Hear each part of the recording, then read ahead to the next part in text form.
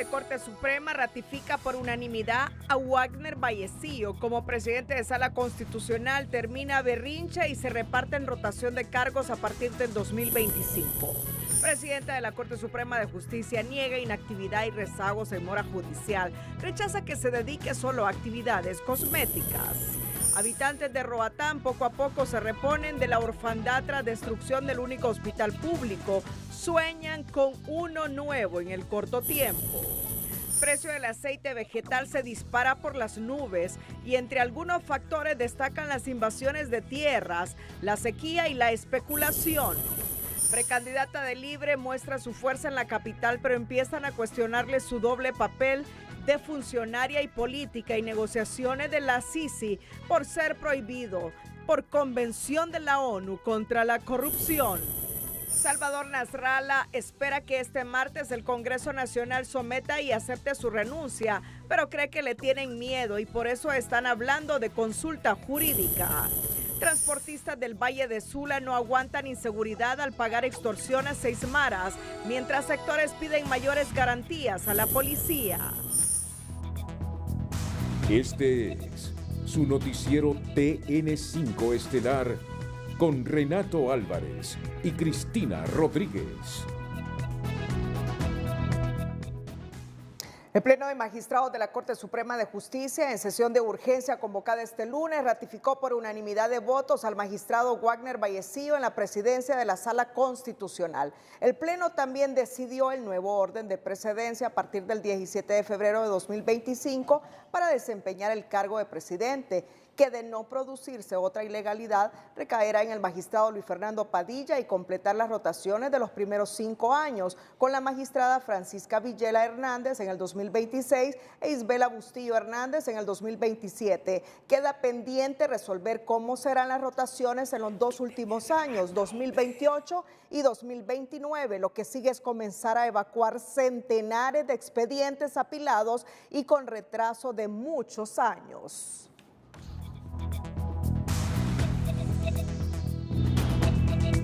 Muy buenas noches, Honduras. Bienvenidos a la emisión de este lunes 22 de abril. Pues la Corte Suprema de Justicia ha superado un problema serio que ha tenido en los últimos meses.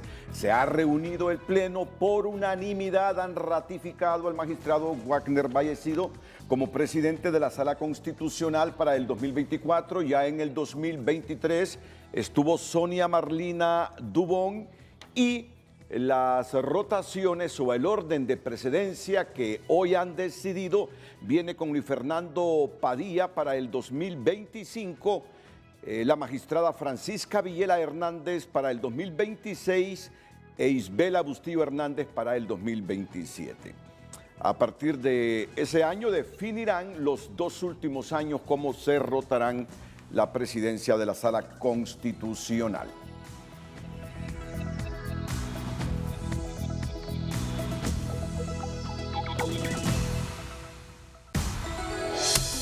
La noticia del día es presentada por Claro. Este verano contrata tu plan postpago de $26.99 y recibí un smartphone más navegación y redes sociales. La presidenta de la Corte Suprema, Rebeca Raquel Obando, negó este día que ese órgano del Estado se encuentre inactivo a causa de la crisis en la Sala Constitucional y la mora judicial en otras salas de la Corte. Señaló que están evacuando los expedientes, que el trabajo es normal y que su presidencia no solo hace acciones cosméticas, pero la historia de los litigantes en los tribunales es otra.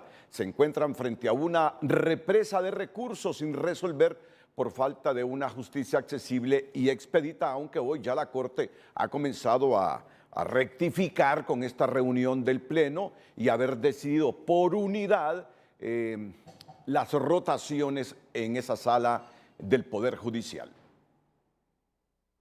Varios sectores sociales, empresariales y jurídicos ya ponían en duda las actuaciones de la presidenta de la Corte Suprema de Justicia por la inacción en las 4 salas del Poder Judicial, como consecuencia de su terquedad al imponer al magistrado Wagner Vallecillo en la presidencia de la Sala Constitucional, lo que provocó el reclamo de usuarios que exigen respuesta a sus recursos planteados. El abuso de autoridad en el que está cayendo ya de una vez por todas tiene que poner sus barbas en remojo y que vuelva la paz y la tranquilidad al Poder Judicial, porque los que procuramos el derecho disentimos de esa actitud que se está dando en torno a la Corte Suprema de Justicia, particularmente en el pleno de la misma. Hasta la diosa Temis está inconforme con la presidenta del Poder Judicial, dice este abogado, por ignorar el oficio 092-2023 del 17 de febrero de 2023, en donde por unanimidad el Pleno estableció el orden de precedencia en las salas. Otros usuarios ven excesos que lindan con abuso de autoridad en las actuaciones de la presidenta, razón por la que a viva voz los magistrados exigían volver a plenos para que la seguridad jurídica sea la que prevalezca en el sistema de justicia. El poder es efímero y que una vez que termine el poder, ella vuelve a ser otra ciudadana igual a nosotros. En tal sentido, ella debe de meditar en todas sus actuaciones y buscar ese consenso con las otras fuerzas que están aquí dentro del Poder Judicial para que verdaderamente todo sea en beneficio del pueblo hondureño. Y tenemos la sala de lo constitucional donde no se está sesionando no se están dando sentencias, a pesar de que ellos estén trabajando en proyectos, pero no se pueden presentar porque no hay quórum en la sala constitucional. ¿Qué poder y con qué fines se impuso al magistrado Ayesío en la presidencia de la Sala Constitucional está por verse? Hoy la presidenta de la Corte Suprema de Justicia expresó su desacuerdo ante señalamientos por inacción en las salas del Poder Judicial. Nosotros tenemos en la sala de lo laboral, que más lo puede decir con certeza la magistrada Ani Ochoa, que hay 800 expedientes en trámite y solo 200 en mora. Se espera tener al día a finales de junio lo que es en la sala de lo laboral esta carga. Raquel Obando también sale al paso por los reclamos de una casi nula respuesta en todas las materias presentadas por usuarios que preguntan el porqué de la alta mora judicial. Ustedes han contado los días que dicen no se ha tenido pleno. El hecho de no tener pleno no quiere decir que no se esté elaborando en el Poder Judicial. Esta tarde, tras un acuerdo previo con 8 magistrados que hacen mayoría en el Pleno, la magistrada presidente convocó a pleno de urgencia donde, por el bien de la justicia, se estableció un nuevo orden de precedencia en la Sala Constitucional.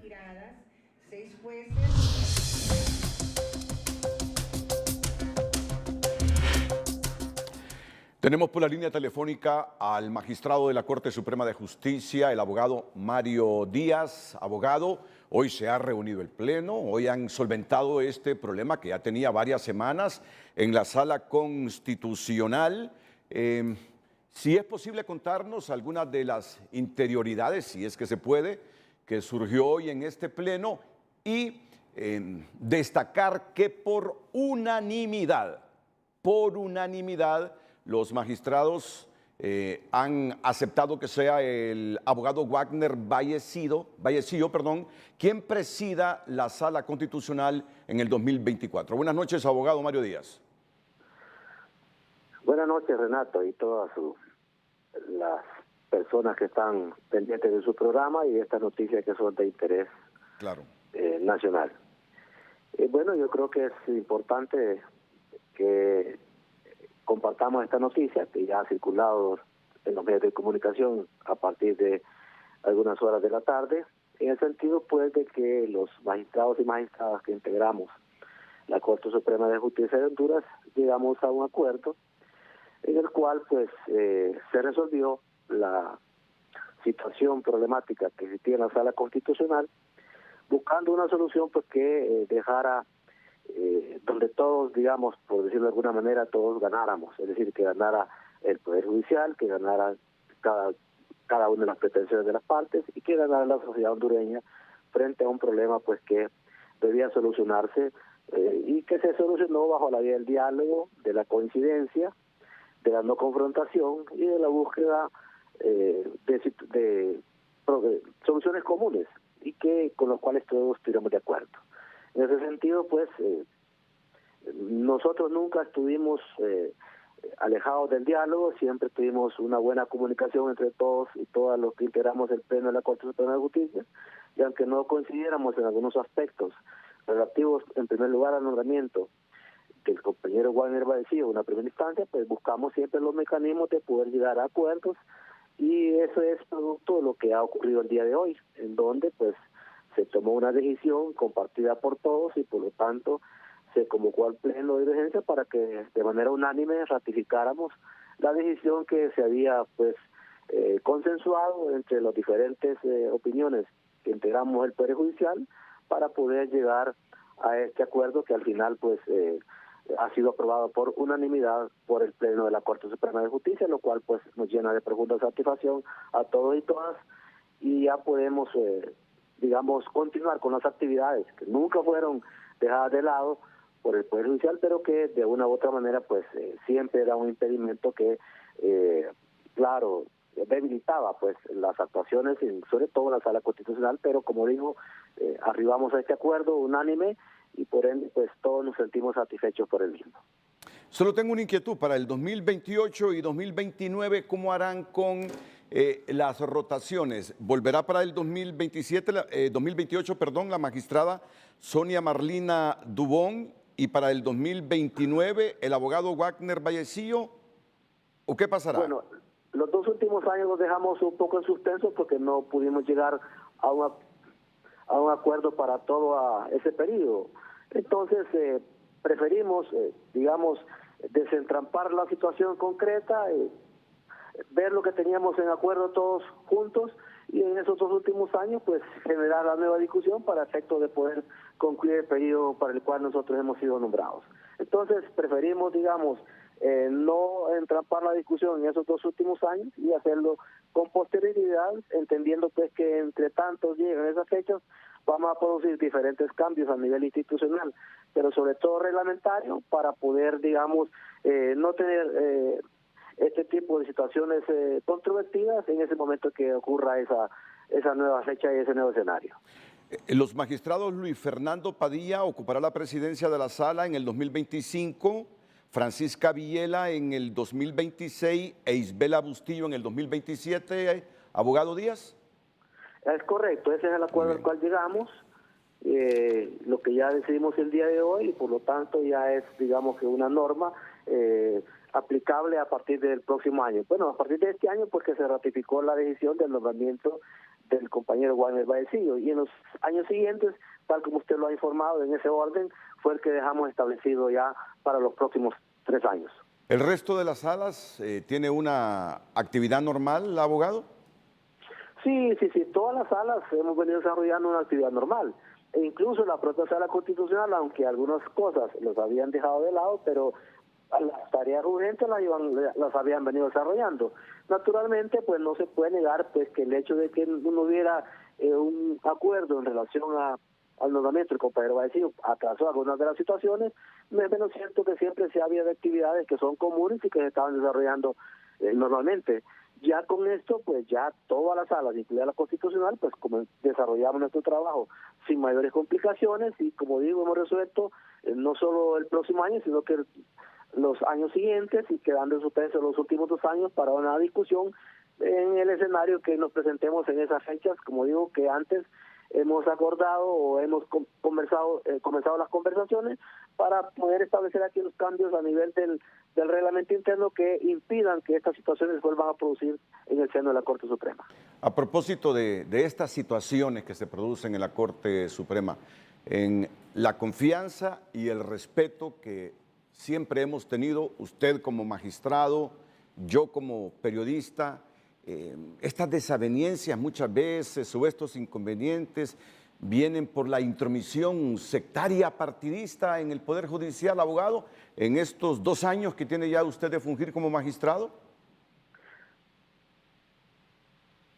No necesariamente, Renato, es una intervención, digamos, directa, no necesariamente, pero usted sabe que siempre en los grupos, y sobre todo en órganos deliberativos como el Poder Judicial y como la Corte Suprema de Justicia, pues siempre hay diferentes visiones, pero no necesariamente tiene que haber una injerencia de tipo directa como para que estas cosas ocurran. No son descartables desde luego, ¿verdad? Sabemos la sociedad que vivimos, esto no es descartable, pero digamos que no pensaría yo que hubo una intervención directa de sectarismo político, sino que son diferencias en cuanto a la forma de cómo se están ejerciendo algunas tareas de carácter administrativo. Pero el hecho de que nos hayamos puesto de acuerdo el día de hoy y que lo hayamos resuelto significa que hay suficiente talento, suficiente preocupación y suficiente compromiso como para poder abordar ese tipo de problemática y resolverlo en aras del interés nacional. Muchas gracias al magistrado de la Corte Suprema de Justicia, el abogado Mario Díaz, por atender a Telenoticias Estelar. Repito una vez más el orden de precedencia que ha quedado establecido. Primero se ha ratificado al magistrado Wagner Vallecillo en la presidencia de esta importante sala. Todas son importantes, pero esta sobre todo tiene una importancia trascendental, la sala constitucional. Recuérdese que en el 2023 fungió en la presidencia de esa sala la magistrada Sonia Marlina Dubón. Para el 2024 estará Wagner Vallecillo, para el 2025 Luis Fernando Padilla, para el 2026 Francisca Villela Hernández y para el 2027 Isbela Bustillo Hernández. Hoy no hubo acercamientos y coincidencias quienes presidirán estas salas en el 2028 y 2029. En el momento oportuno se dilucidará este asunto. Vamos a ir a una pausa comercial. Cuando regresemos, los transportistas en el noroccidente del país cada día sufren más para poder pagar las cuotas a los extorsionadores, ya que al menos 6 grupos delictivos entregan teléfonos para coordinar los pagos. Si no, las amenazas de muerte son fijas, están denunciando. E igual de película califican representantes de diversos sectores los recientes hechos delictivos registrados en San Pedro Sula. Atentos a estas noticias aquí en el Noticiero Líder. Empleados despedidos por el cierre de la empresa Cementos de Honduras, domiciliada en San Lorenzo Valle, exigen a la Corte Suprema de Justicia que cese la citada medida cautelar ordenada por un juez civil de San Pedro Sula Cortés, contra la cual se interpuso un recurso de amparo ante la Sala de lo Constitucional, mismo que no tiene respuesta, aunque 60 trabajadores y sus familias quedaron en la calle sin trabajo y sin salario. Por instrucciones de la presidenta del Poder Judicial, los empleados despedidos de Cementos de Honduras fueron recibidos por la supervisora general, abogada Sandra Rodríguez, y un equipo de inspectores de esa dependencia, quienes analizarán las actuaciones del juez denunciado. Los transportistas cada día sufren más para poder pagar las cuotas a los extorsionadores, ya que al menos 6 grupos delictivos entregan teléfonos para coordinar los pagos, si no las amenazas de muerte son fijas, denuncian. Ya hoy en día, imagínese usted poder tener 6 teléfonos de estructuras criminales diferentes, tener que trabajar para pagar una extorsión diaria. No se puede. Esta situación se volvió insostenible para muchas empresas del transporte de pasajeros y en Villanueva varias rutas decidieron paralizar sus unidades porque es imposible pagar a cada grupo delictivo que con facilidad entrega un teléfono para coordinar los depósitos. La mayor parte de las empresas están pagando, tienen 6 teléfonos, pagan 6 grupos, otros pagan 4, pero el que menos paga son 4, 5 grupos. Otra empresa de transporte que suspendió sus operaciones de la noche a la mañana es la reconocida Cotuc, con rutas San Pedro Sula, La Ceiba y Trujillo. Aunque las autoridades de Dipanco no han sido notificados, todo indica que los puso de rodillas la extorsión. No se cuenta con una denuncia oficial por parte de los representantes del sector transporte, donde se dé a conocer que por el cobro de la extorsión ellos habrían paralizado sus unidades. Sin embargo, de oficio, la Dirección Policial Antimaras y Pandillas contra el Crimen Organizado, a través del alto mando, giró instrucciones para que se pusieran a disposición equipos de la Dipanco y de la División de Seguridad del Transporte Urbano para tratar de establecer por qué razón esta empresa había paralizado sus unidades. La venta de SIM clandestino por parte de las empresas de telefonía móvil es la principal herramienta que utilizan las bandas delictivas, lamenta este transportista. Mientras que el gobierno no controle esa situación de Tigo Money, como decían los compañeros de Villanueva.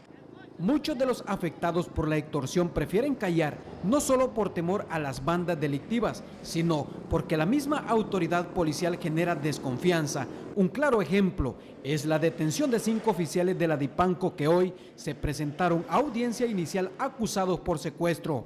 Orly Martínez, Telenoticias.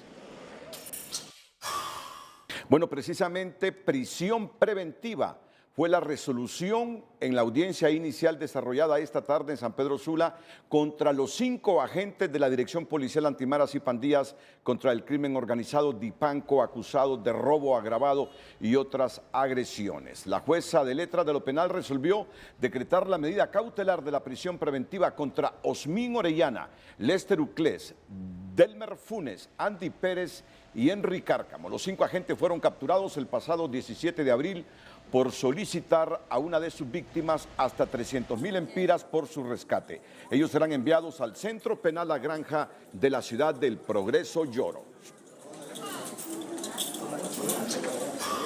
El accionar de estos hombres que vestidos de policía y armados se introdujeron este sábado a un autolote para despojar a empleados y clientes de sus pertenencias en San Pedro Sula es uno de muchos casos que revela cómo la población se expone y las autoridades de seguridad se enfrentan a una delincuencia bien organizada. Las investigaciones de este caso prosiguen y aunque los sujetos aún no están identificados, hay indicios que los relacionan con un grupo criminal.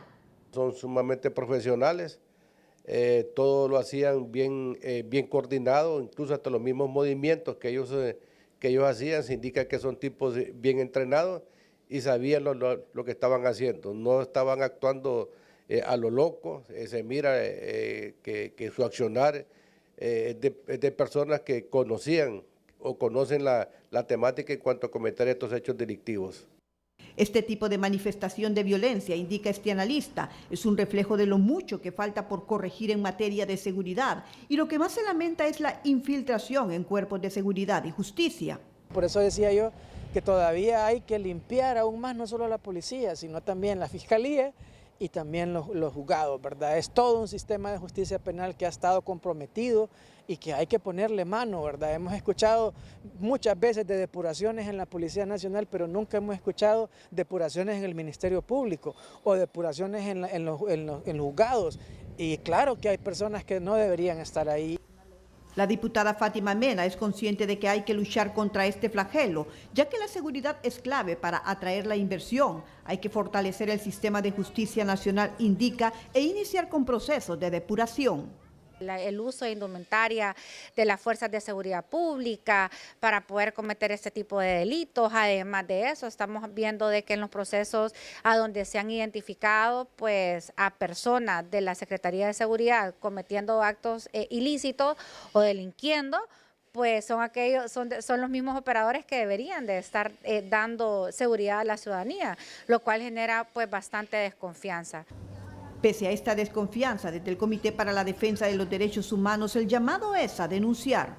Sin duda alguna que la denuncia de la ciudadanía en contra de cualquier funcionario de Fuerza Armada, de la policía, de cualquier, inclusive municipalidad, tiene esa cultura de la denuncia, tiene sus frutos. Aunque el flagelo de criminalidad y violencia es generalizado, algunos entendidos consideran que la zona norte requiere de una atención inmediata ante los sucesos que recientemente se han registrado.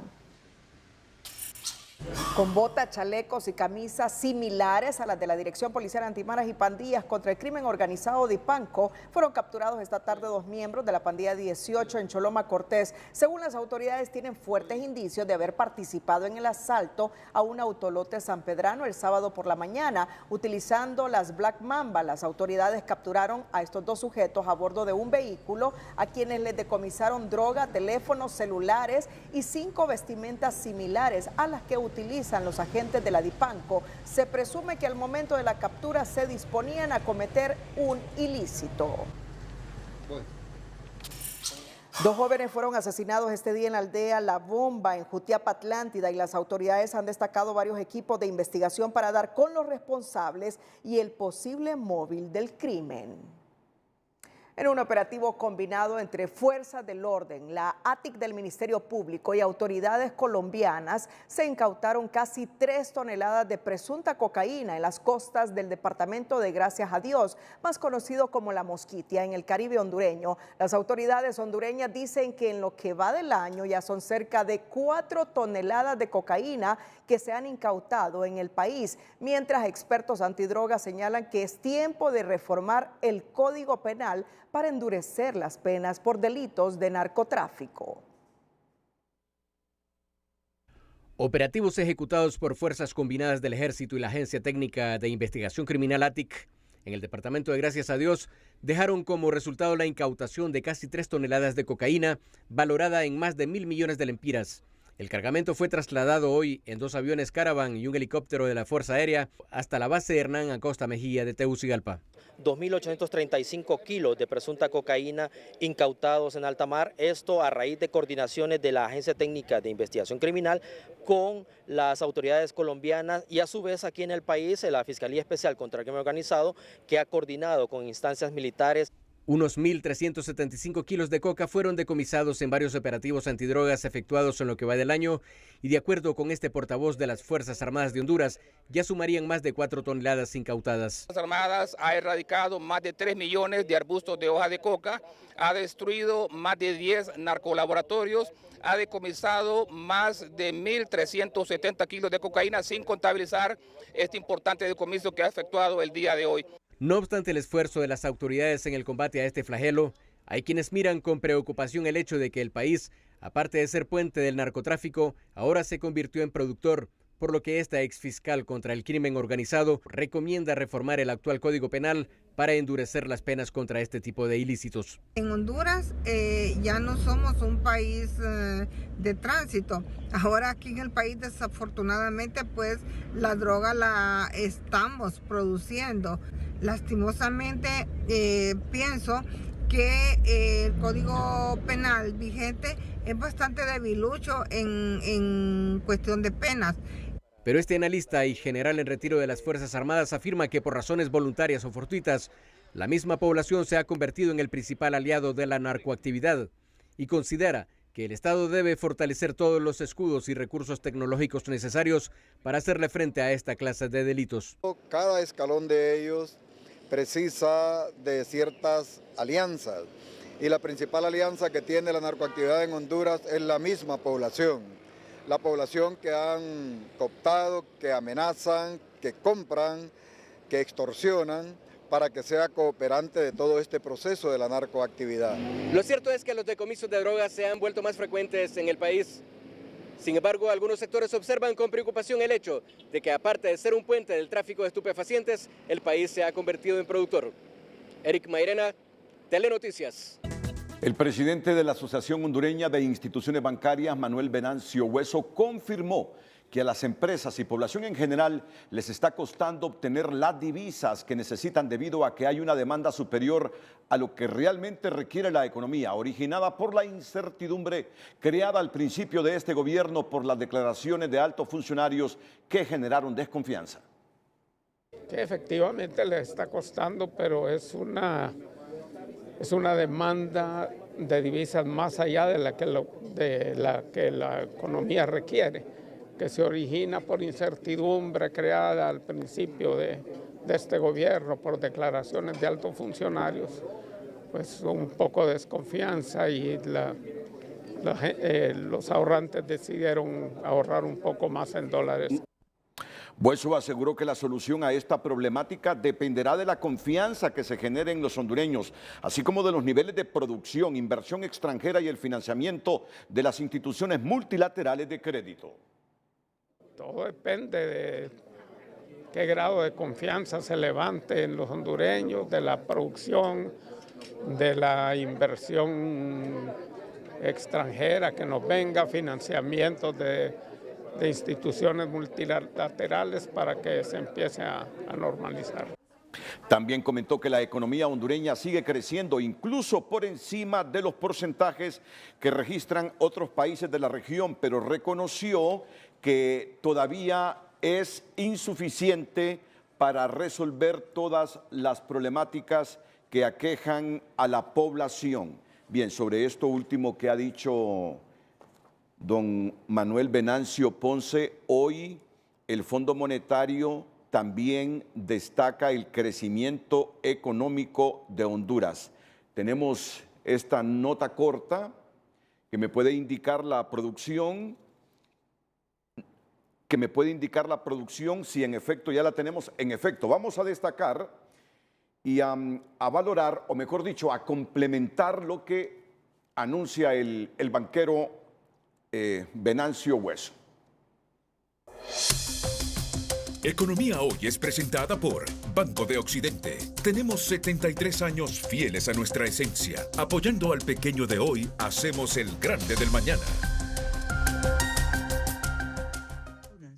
El director para el hemisferio occidental del Fondo Monetario Internacional, Rodrigo Valdés, consideró que la economía de Honduras se ha desempeñado mejor de lo esperado. Las reservas están en 5 meses de importaciones y están aprobando reformas estructurales. Honduras también se ha desempeñado bien, mejor de lo esperado. Y como ven ustedes, hay sorpresas muy positivas en la región. Las reservas son 5 meses de importaciones ahora. En cuanto a política fiscal, la política fiscal ha estado alineada con el programa.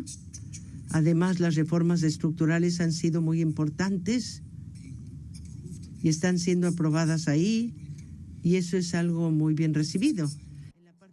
Valdés indicó que en el tema fiscal esperan ver ciertos ajustes, como más inversiones y menos gastos, pero que en general la economía va bien y que están en contacto cercano con las autoridades hondureñas. Cabe recordar que la economía creció 3.6% en 2023, un porcentaje que está en el promedio histórico del país desde los años 50. Por otra parte, en la administración Castro se han logrado mantener los indicadores dentro de las metas exigidas por el FMI, pero a nivel macroeconómico.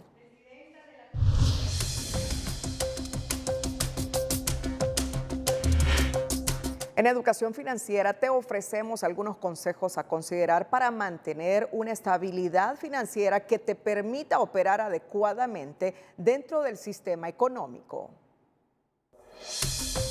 Educación Financiera es presentada por Banpaís. Regresan las clases y las compras de los útiles escolares. Divídelo todo a 0% interés con tus tarjetas de crédito Banpaís.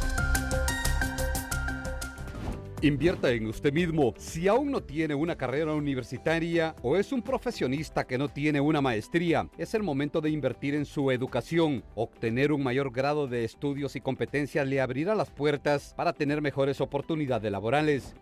Proteja a los que ama. Compre un seguro de vida y un seguro de gastos médicos mayores para usted, su cónyuge y sus hijos. Entre más pronto los adquiera, será más fácil que las coberturas sean totales.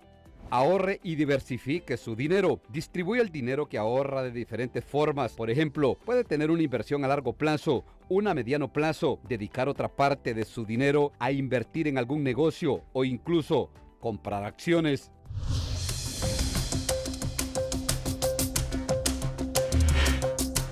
El secretario privado de la presidenta Xiomara Castro, Héctor Zelaya, informó este lunes los resultados de varias reuniones con representantes de la administración Biden, donde la construcción del ferrocarril interoceánico estuvo sobre la mesa. Zelaya destaca el compromiso bilateral con el subsecretario adjunto de Energía y Asuntos Económicos, José Fernández, sobre esos temas y el ferrocarril interoceánico que también se abordó en el encuentro con el asistente del presidente y asesor de Seguridad Nacional de la Casa Blanca, Phil Gordon, con quien dialogaron sobre el impacto económico y empleo que generará la construcción del ferrocarril interoceánico. El secretario privado también destacó la reunión con el subsecretario de Estado para el hemisferio occidental, Brian Nichols, para profundizar la cooperación en inversión, migración y seguridad.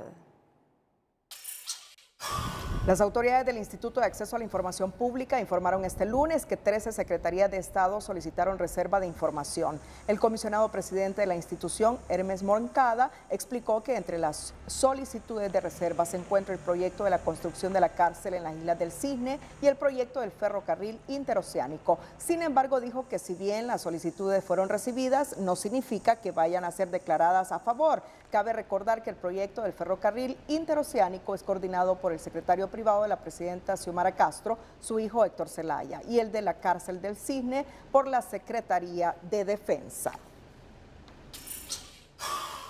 Representantes del sector financiero lanzaron este lunes un nuevo fondo de garantía para financiar a pequeños productores agropecuarios que no tienen respaldo para acceder a créditos productivos. Pequeños productores que hoy día no tienen una garantía que ofrecer al banco, ahora pueden ofrecer la garantía recíproca de confianza.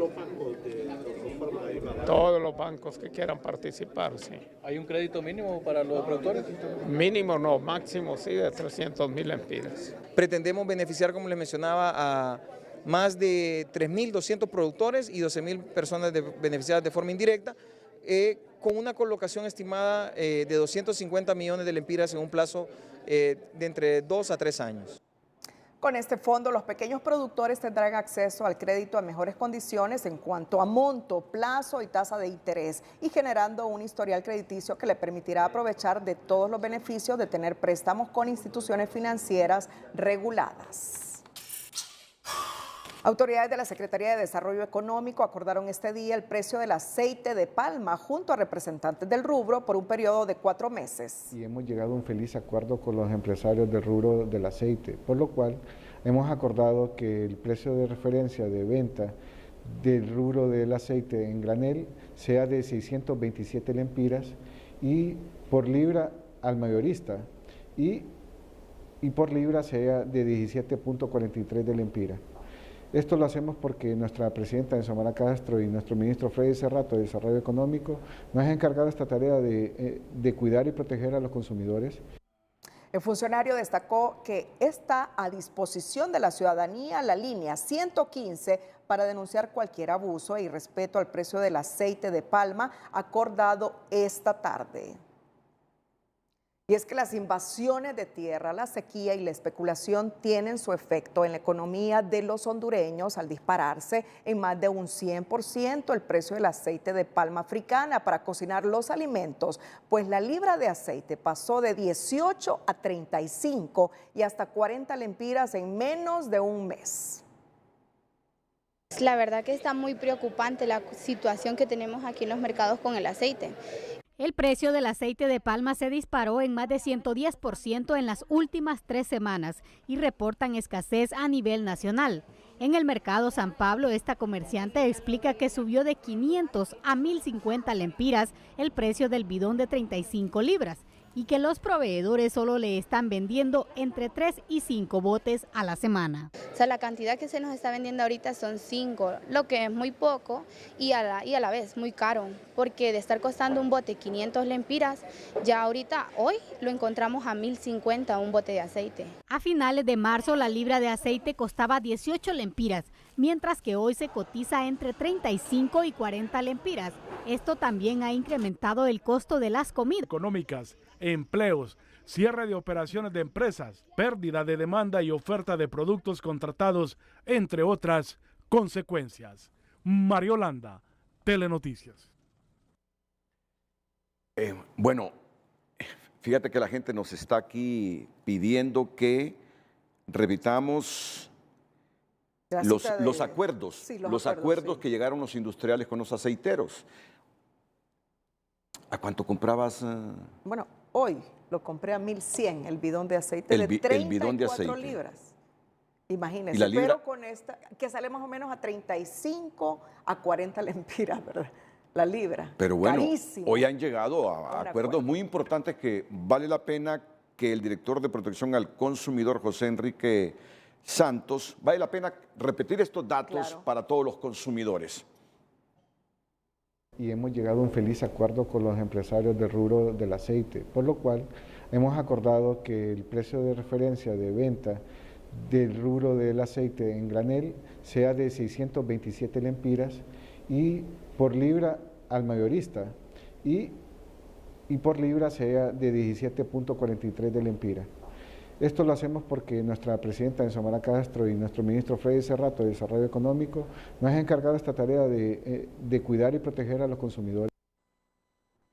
Bueno, ahí está clarito, Roberto. 627, o sea, 17 lempiras la libra. Vamos a una nueva pausa comercial. Cuando regresemos, informe del Consejo Nacional Anticorrupción había advertido de problemas eléctricos y electromecánicos en el hospital de Roatán que se incendió el viernes anterior. Pero antes, nuestra sección del emprendedor le cuenta la historia de un soñador que desde pequeño observaba a su padre elaborando pizza artesanal, la cual aprendió a hacer y decidió trasladarse de San Pedro Sula a Santa Rosa de Copán, donde empezó vendiendo su pizza en las calles y hoy cuenta con un pequeño local gracias a la aceptación que ha tenido en los consumidores copanecos. El emprendedor de hoy es presentado por Ficosa, comprometidos con el crecimiento de todos los sectores de la sociedad. Ficosa, cuando llegas lejos, todos llegamos lejos. Abraham Talavera es un joven que desde niño observaba a su padre elaborando la pizza artesanal. Lo recuerda a su querido porque siempre le inculcó valores y le manifestaba que emprendiera y buscara la independencia laboral. Fue así que desde los 17 años empezó a soñar, a llegar a domiciliarse en la Sultana de Occidente Santa Rosa de Copán y empezó a elaborar la pizza artesanal. La pizzería se llama Parmas Pizza Artesanal Santa Rosa de Copán. Prácticamente de niño yo miraba a mi mamá y mi papá, pues yo me metía siempre en la cocina con mi mamá a poder estirar las pizzas. El año 2022 pues decidí arriesgarme y el que no arriesga nunca gana y el que no tiene sueños pues es una persona que no sabe a qué vino la vida. Que lo artesanal todos nosotros lo elaboramos en el momento, así como ustedes lo pudieron ver cuando estuvieron dentro de nuestra cocina, donde conlleva un buen tiempo para poder dar un verdadero sabor. Entonces desde la masa que la preparamos artesanalmente también con nuestra mano para poderle dar un toque diferente y así el cliente pueda sentir la diferencia. Alrededor de 26 sabores que tenemos disponibles, entre ellas voy a mencionar como 4 o 5, que es la de la casa, la Parma, está la 4 carnes, está la hawaiana, está la jalapeña, están las 2 tradicionales que suelen pedir, que es la de jamón y es la de pepperoni, y jamón y pepperoni que es la mixta. René Rojas, Telenoticias. El Consejo Nacional Anticorrupción, en la segunda edición de su informe Parálisis Sanitaria, expuso hace algunas semanas la situación de la red hospitalaria del país. En esa investigación se evidenciaron las grandes falencias técnicas de atención e infraestructura con la que operaba el hospital de Roatán. Según la investigación, desde hace 33 años funcionaba el hospital y algunos de sus principales problemas estaban relacionados con el sistema electromecánico y eléctrico. Fue incluido entre los hospitales que no contaba con un suministro estable por parte de la Empresa Nacional de Energía Eléctrica. Además, identificó que formaba parte de los hospitales cuya distribución de energía eléctrica estaba acoplada con materiales incorrectos como tubos de poliducto, cables expuestos no aislados, falta de rotulación en cuartos, generadores e incumplimientos en la distribución interna de energía, entre otras falencias. La población de Islas de la Bahía comienza a recuperarse de la tragedia suscitada la noche del viernes con la quema del único hospital público. Esperan que les hagan uno nuevo que había sido comenzado tiempo atrás, mientras se habilitan los centros de salud en Roatán para atender los pacientes menos graves. Otros son remitidos a los 2 únicos centros privados en la isla y los de mayor gravedad al hospital de La Ceiba. El gobierno ha instalado carpas móviles y la solidaridad se hace presente con la recolección de insumos médicos necesarios. 4 días después del voraz incendio que redujo a cenizas al único hospital público de Roatán, la población empieza a reponerse de la orfandad sanitaria en la que ha quedado. Y aunque las autoridades trasladaron a los pacientes a otros centros hospitalarios, la pregunta que se hace la población es cuándo contarán con su nuevo hospital. En este momento lo más importante es el pueblo hondureño y el pueblo local de Islas de la Bahía, el pueblo de Roatán, y siento que ellos merecen también medicina y salud digna. Sé que los líderes locales tienen muy buenas ideas, muy buenos proyectos, quieren hacer bien las cosas, pero siento que hace falta más voluntad política por parte de nivel central para la culminación de este centro asistencial. Vanegas hace referencia a un hospital que comenzó a construirse hace 2 gobiernos atrás y que aunque actualmente se encuentra en un 70% de su obra gris, se proyecta que tendría que pasar al menos 1 año y medio para que los isleños cuenten con un nuevo nosocomio. Al respecto, el alcalde de Roatán dejó claro que no tienen olvidada la infraestructura y que tampoco la habilitarán con esta emergencia. Es que no tiene sentido tratar de habilitar una ala de eso, una sala de eso, si eso ahí ahorita vamos a empezar a trabajar. Yo me he cansado de estar repitiendo la misma historia de este hospital. El hospital nunca fue abandonado, el hospital siempre hemos estado trabajando en su culminación. Lo que pasa es que nosotros hemos aspirado a tener algo mejor, y el que no aspira para algo mejor para este pueblo no debe de aspirar para ser autoridad en este pueblo tampoco. Dentro de la locura que desató el siniestro, lo que quedó evidenciado fue la responsabilidad y el compromiso del personal médico para trasladar a los pacientes y salvarles la vida. La verdad que el personal médico actuó, el personal de enfermería, de forma espontánea, a ver que el incendio en la zona de pediatría estaba consumiendo la sala. Entraron inmediatamente a sacar los niños que estaban ahí, a sacar los pacientes hospitalizados. Tuvieron que sacar algunos, no podían caminar, tuvieron que tirar sábanas en el suelo y arrastrarlos hasta la salida del hospital. Otros en camilla, otros tratar de mover camillas. De momento, las respuestas de las autoridades han sido la instalación de carpas móviles, dotar de medicamentos a los centros de salud y poner a disposición de la población a personal médico de la Comisión Permanente de Contingencias Copeco que llegó en auxilio a la isla. Hay un triaje montado en el gimnasio Santa Guardiola, el Woods Medical y Semesa están brindando atención de emergencia.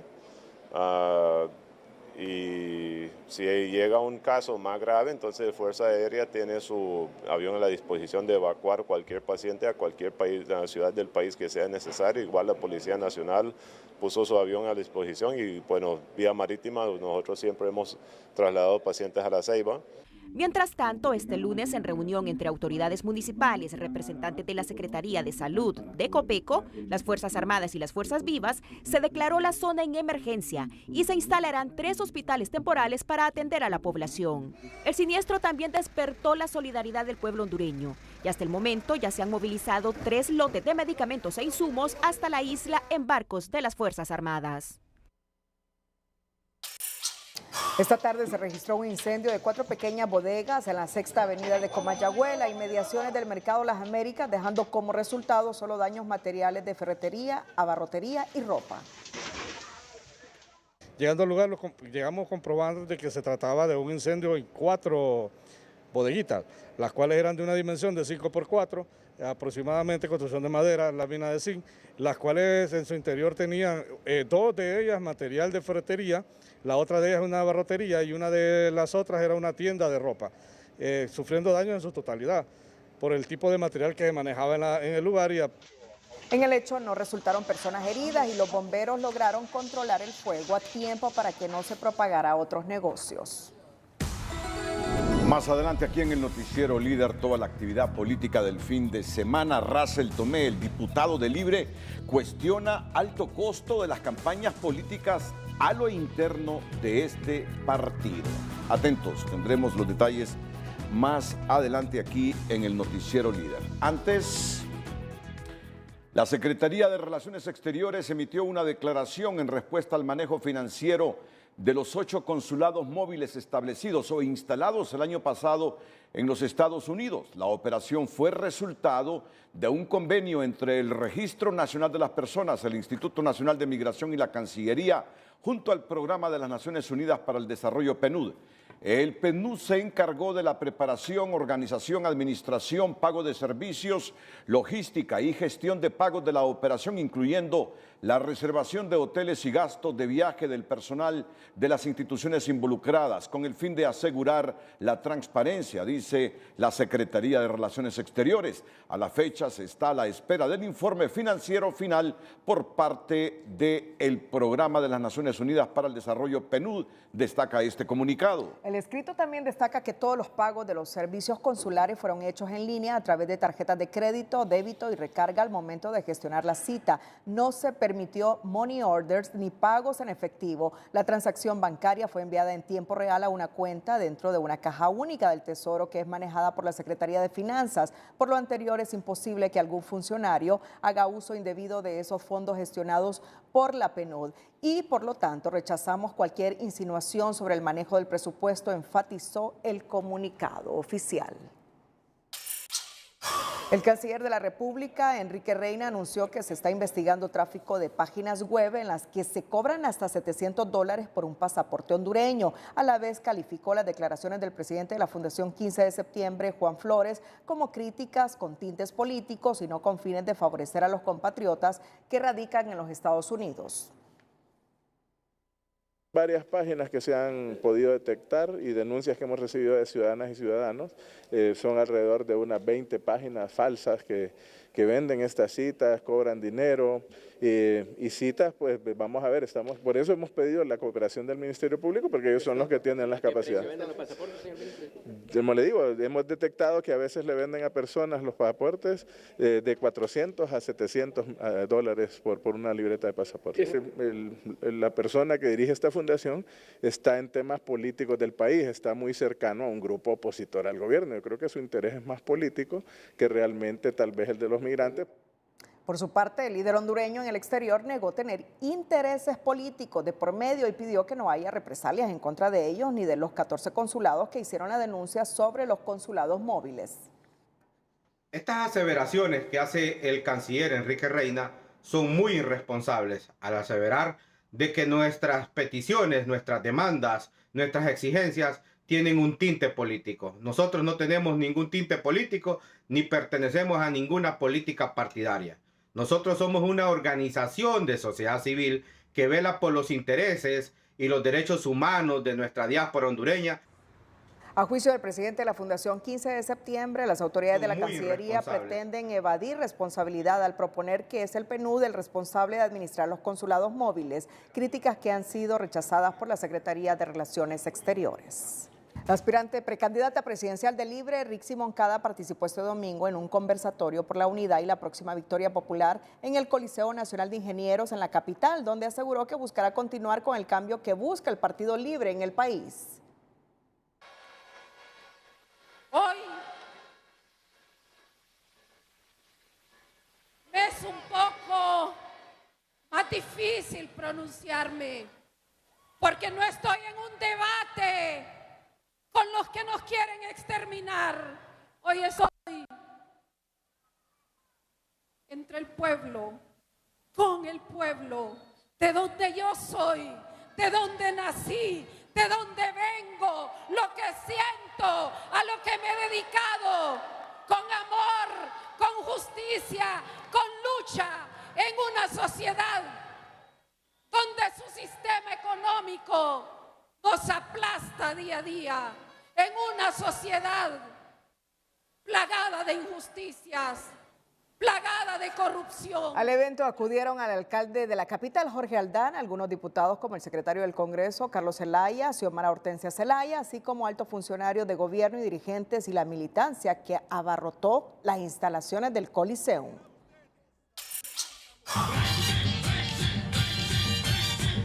La primera demostración de fuerza política de Rixi Moncada como precandidata presidencial por Libre en la capital es vista por los analistas como una manifestación del respaldo del oficialismo de ese instituto político hacia su aspiración y deja claro la fuerte lucha que habrá en las próximas elecciones primarias e internas.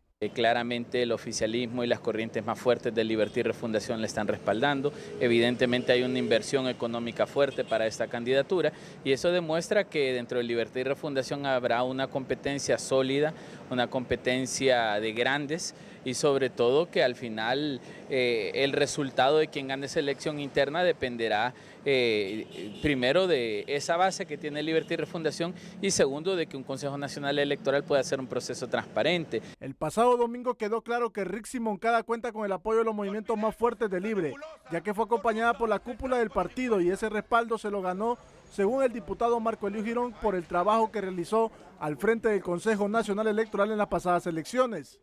Esto significa la fuerza y pujanza que tiene la precandidatura de la abogada Rixi Moncada, que la militancia de Libertad y Refundación le tiene un gran agradecimiento, precisamente porque fue ella nuestra representante en el Consejo Nacional Electoral y se batió ante dos grandes partidos políticos, el bipartidismo, y defendió cada voto de los hondureños. Pero en la otra cara del Partido Libertad y Refundación opinan que el movimiento que lidera el diputado Jorge Cáliz es más fuerte que el de Moncada, pero sí admiten que deberán luchar fuerte para ganarle al oficialismo. Después de haber visto esa movilización de varias ciudades del país a Tegucigalpa en apoyo a la abogada Rixi Moncada, nos queda más claro que la primer fuerza política a lo interno de Libre la sigue encabezando Jorge Cáliz con el movimiento Juntos por el Cambio, lo que nos da una obligación histórica de trabajar con más esfuerzo.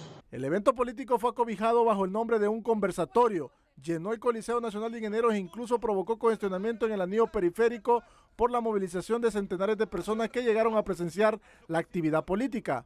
Digamos, la ley electoral determina los tiempos, se pueden hacer reuniones en privado, dice, bajo ese contexto, por eso creo que lo están haciendo en lugares techados para garantizar de que es un lugar privado, pero en cuanto a financiamiento yo creo que ya debería estar la unidad de política limpia haciendo el seguimiento de dónde están saliendo los fondos de estas actividades, cómo se están administrando y sobre todo que sean fondos transparentes, que es lo que queremos evitar. En el mitin político, el alcalde Jorge Aldana también le regaló una canción a Rixi Moncada, quien al final no oficializó su precandidatura, pero sí dejó claro su aspiración a la presidencia de Honduras. El alcalde Jorge Aldana reafirmó su compromiso de seguir trabajando por la capital en el evento político realizado este fin de semana junto a la precandidata presidencial por Libre, Rixi Moncada, luego de solicitarle su apoyo para la siguiente administración. Yo le quiero comprometer hoy aquí, próxima presidenta Rixi Moncada, frente a este pueblo de Libre que sueña con estos cambios profundos en la ciudad. Acompáñenos en su gobierno a generar los espacios crediticios y recursos para darle a la capital, en primer lugar, el segundo anillo periférico. En segundo lugar, un sistema de transporte público que nos haga sentir orgullosos a los capitalinos y olvidemos la nebulosa corrupta del Trans 450. Y además, la ciudad requiere agua para su crecimiento al futuro. La represa de Río El Hombre. Son 3 proyectos que vamos a requerir de su apoyo. El edil capitalino admitió que no fue fácil en su primer año de gestión y que el primer mes recibió más pedradas que la represa San José y fuertes ataques. Asimismo, Aldana explicó a Telenoticias que no ha hecho oficial su lanzamiento para reelegirse como alcalde, pero lo dejó entrever en una canción denominada No se va del grupo mexicano Frontera. Para el diputado y vicepresidente del Congreso Nacional, Russell Tomé cuestionó las costosas concentraciones de campaña realizadas por personas afines a su partido, asegurando que la política de gobierno de la presidenta Castro está orientada a reducir el gasto. Yo denuncié a la narcodictadura cuando derrochaban los fondos públicos en movilizaciones y en andar haciendo campañas políticas con recursos del pueblo.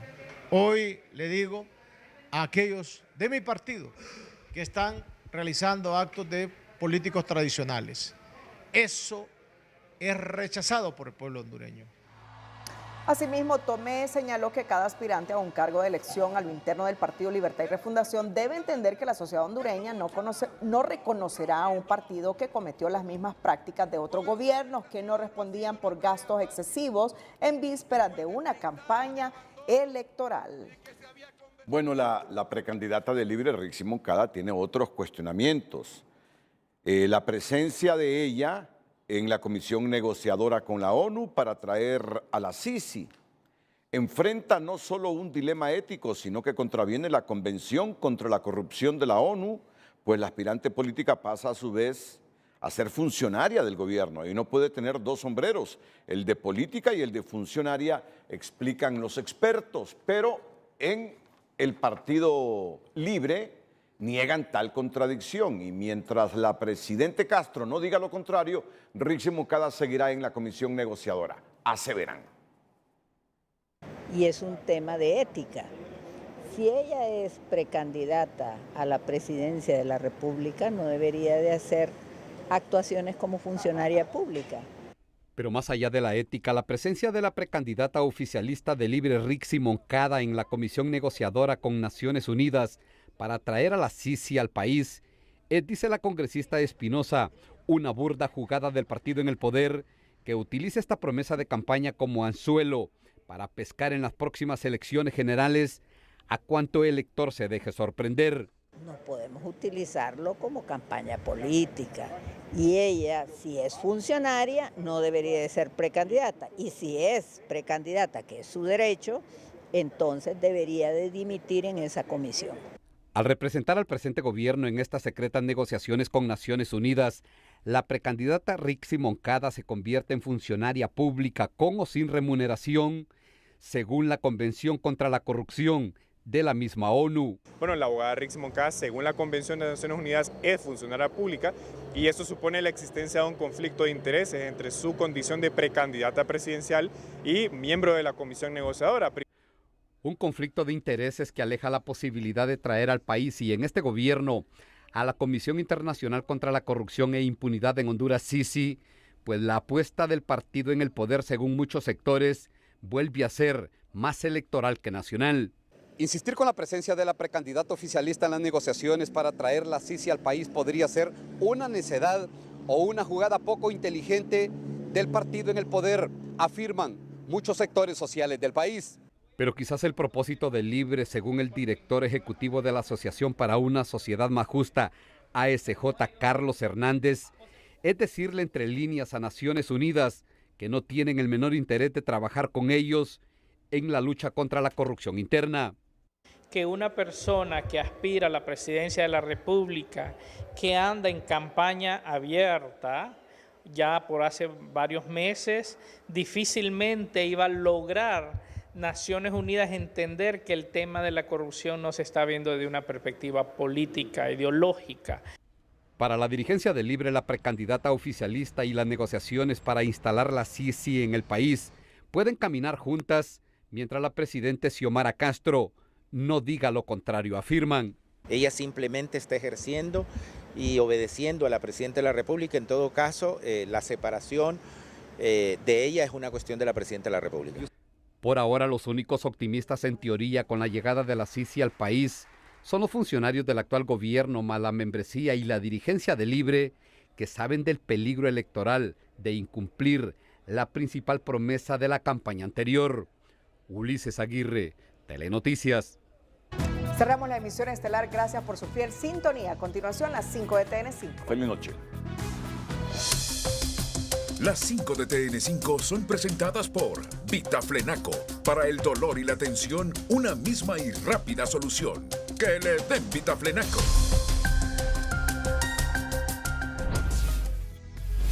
Pleno de Corte Suprema ratifica por unanimidad a Wagner Vallecillo como presidente de Sala Constitucional. Termina el berrinche y se reparte en rotación de cargos a partir del 2025. Habitantes de Roatán poco a poco se reponen de la orfandad tras destrucción del único hospital público. Sueñan con uno nuevo en el corto tiempo. Precio del aceite vegetal se dispara por las nubes y entre algunos factores destacan las invasiones de tierras, la sequía y la especulación.